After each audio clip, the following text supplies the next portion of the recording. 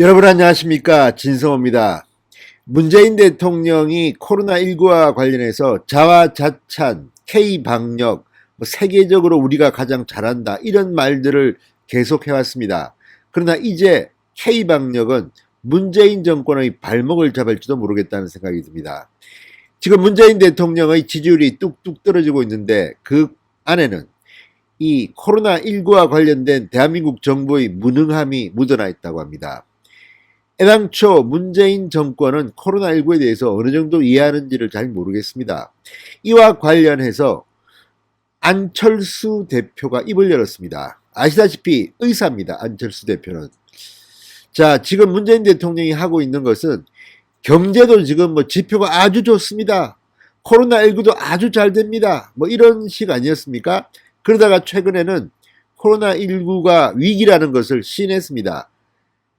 긴 터널이 끝이 보인다 이런 이야기를 했다가 사흘 만에 대국민 사과를 했습니다. 그러나 아직도 코로나19와 경제가 양립할 수 있다고 문재인 대통령은 믿는 모양입니다. 경제에 대해서 또 자화자찬을 했습니다. 그러자 의사 안철수가 뿔이 났습니다. 입을 열었습니다. 오늘 아침 안철수 대표는 문재인 대통령은 이러한 무책임한 태도에 일격을 가했습니다. 특히 의사 입장에서 지금 코로나19와 관련된 이 의사, 간호사, 그리고 이 병원 시설 이런 것에 대해서 전문적인 식견을 가지고 문재인 대통령을 비판했습니다. 지금 병상도 부족하고 이 의료진도 부족하다고 합니다. 이런 것을 대비도 못하고 무조건 잘한다 잘한다만 이야기했던 문재인 정권으로서는 지금 굉장히 초조할 겁니다. 게다가 2.5단계가 3단계로 격상되게 되면 경제는 정말 휘청거립니다. 코로나19와 경제를 둘 다 잡겠다는 것은 좀 무모한 생각입니다. 오히려 백신부터 빨리 확보해야 되는데 선진국들에 비해서 우리는 굉장히 백신 확보에 애로를 겪고 있습니다.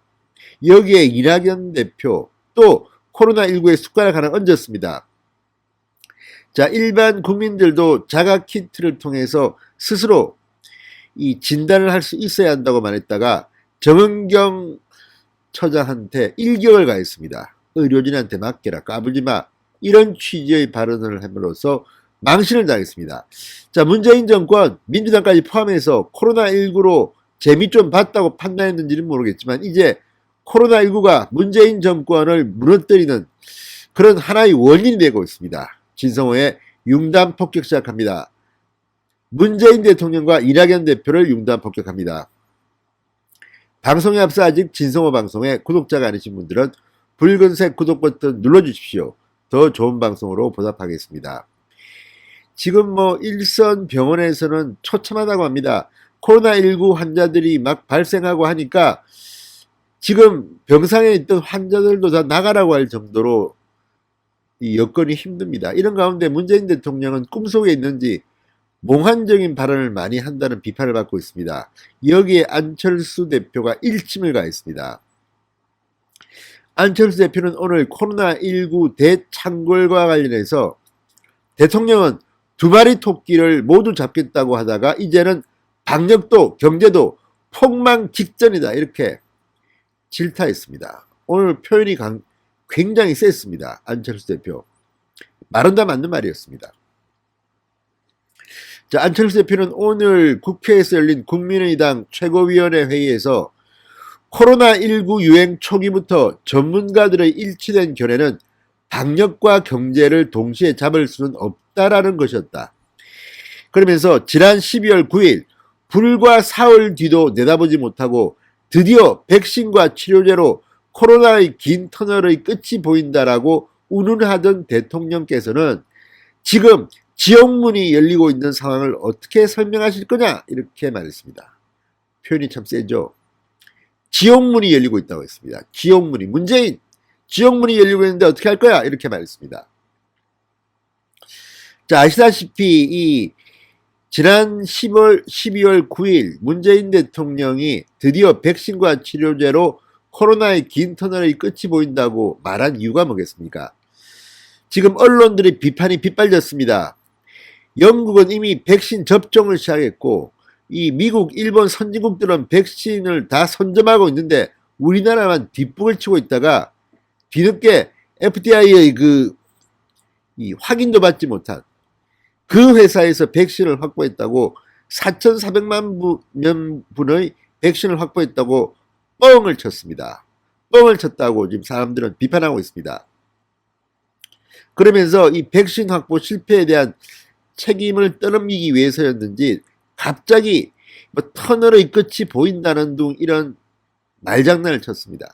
그러자 사흘 뒤에 SNS로 대국민 사과를 했습니다. 그만큼 문재인 대통령은 무능합니다. 그리고 앞날을 예측하는데 정말 백치 아닌가 싶습니다.